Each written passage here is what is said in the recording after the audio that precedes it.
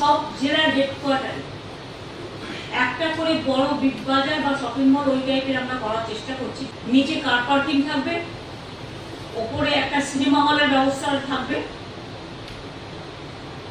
কারণ অনেকেই জেলায় সিনেমা দেখতে ভালোবাসে। দীর্ঘদিনের দাবি পূরণ হতে চলেছে। বাঁকুড়ার মানুষ পেতে চলেছেন অত্যাধুনিক সিনেমা হল।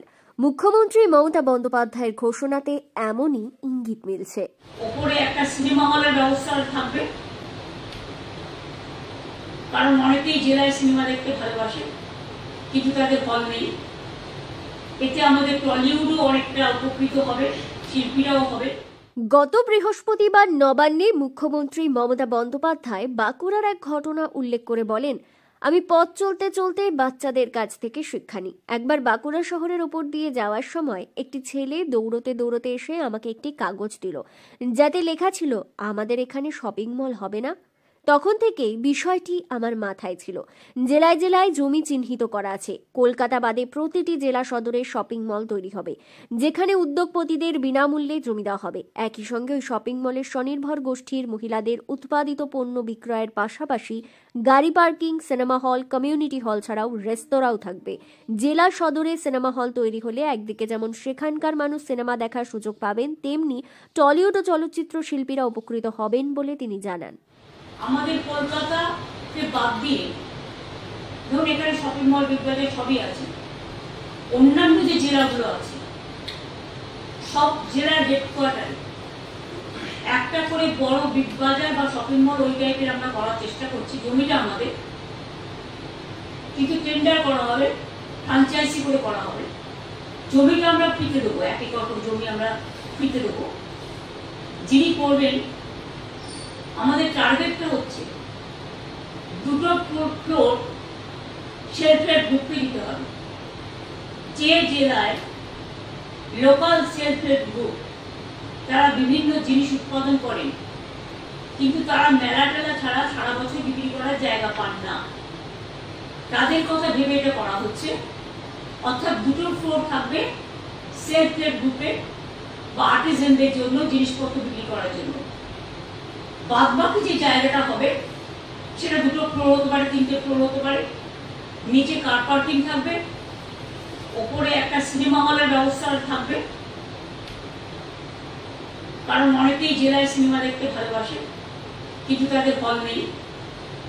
এতে আমাদের টলিউডও অনেকটা উপকৃত হবে, শিল্পীরাও হবে। তাতে একটা কমিউনিটি হলও থাকবে, চা কফি রেস্টুরেন্টের মতো সেগুলোও থাকবে। প্লাস তারা যে বিজনেস করতে চায় সেটা তারা করতে পারে, যেগুলো বাজার শপিং মলে পাওয়া যায়। তাহলে জেলায় জেলায় হেডকোয়ার্টারে একটা হয়ে গেলে খুব ভালো হবে। কারণ আমি এই শিক্ষাগুলো বাচ্চাদের থেকে নিই, পথ চলতে চলতে। আমার মনে আছে, আমি একদিন বাঁকুড়া টাউন দিয়ে আসছিলাম, একটি ছেলে দৌড়তে দৌড়তে আমার কাছে এলো, আমার হাতে একটা কাগজ দিল। আমি কাগজটা পড়ে দেখলাম তাতে লেখা আছে, দিদি আমাদের এখানে একটা শপিং মল হবে না। তখন থেকে এটা আমার মাথায় কাজ করছে। তাই জমি আমাদের অলরেডি সিলেক্টেড হয়ে গেছে। এখন যারা করবেন তাদের জন্য বাদবাকি আইনত প্রসেস মেনেই করা হবে, যাতে জেলাতেও ইনকাম এবং মানুষের বিভিন্ন জায়গায় যাওয়ার একটা সুযোগ থাকে। কারণ প্রত্যেকটা জেলায় মনে রাখবেন তার নিজস্ব ভান্ডারে সমৃদ্ধ, নিজস্বতায় সমৃদ্ধ। এই যে বিষ্ণুপুরে যে গানের মেলা হয়, বিষ্ণুপুরে যে উৎসব হয়, ইন্দ্রনীলকে পাঠিয়েছিলেন ডেভেলপমেন্ট মিশন। একদিকে পৌষ মেলা হচ্ছে, দেখুন তো কত লোক যাচ্ছে, প্রচুর মানুষ কেনাকাটা করে, টুরিস্টরা যায়। দার্জিলিং এ গিয়ে দেখুন জায়গা পাবেন, কালিম্পংও তাই, কার্শিয়াংও তাই, মিরিকও তাই, জঙ্গলেও তাই। জঙ্গল, পাহাড়, নদী, এটা নিয়ে কিন্তু বাংলা। ব্যুরো রিপোর্ট, দক্ষিণ বাঁকুড়া দর্পণ, বাঁকুড়া।